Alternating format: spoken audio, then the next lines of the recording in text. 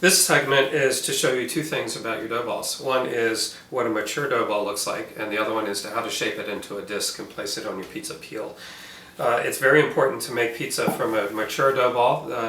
If the dough is not ready yet, it's going to be very elastic and tight and hard to shape. And it's something that's easy to demonstrate just by showing this is an entire dough recipe that makes 3 dough balls, and you can see how they've expanded onto the plate and have grown a little bit together. So what I do, let's take this off altogether, is I dust the flour on the seam between these. You could use a knife. I use this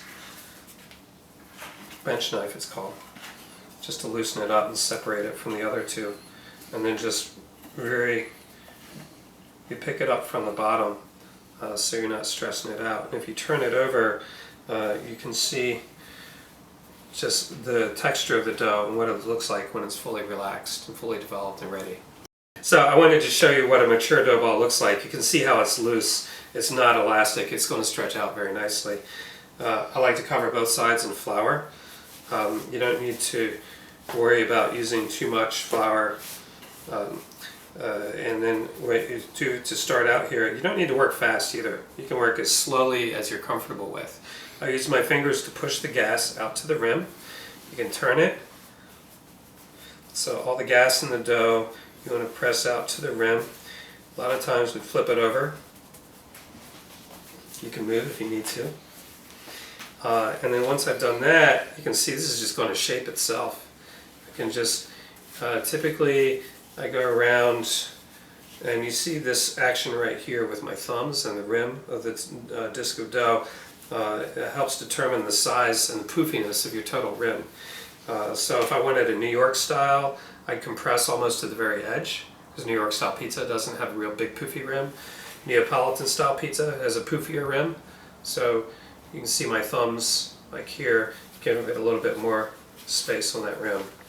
And then I just go around and around the dough and allow it to use gravity to just stretch itself out. Sometimes if the dough's tighter, I just pick it up and I'll let the weight of the bottom pull it down. Other times, like this one, is soft and very relaxed. I just let it relax on the counter as I go all the way around. And this guy is basically done. It doesn't need to be stretched anymore beyond what I've already done.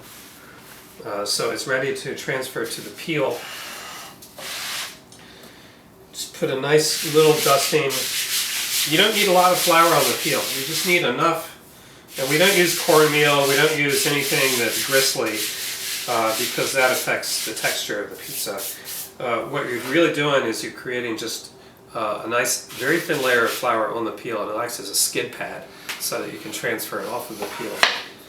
And then I pick it up with my fists, like so, and just lay it down like that on the peel. It doesn't need to be perfectly round. If you care about that, you can work it. But that is how you shape the disc of pizza. I do like a little bit rounder. I can just stretch it out. You can see how you just use your palms instead of the tips of your fingers. It's gentler on the dough. And that's pretty much it. That's your disc of pizza. It's ready to be dressed.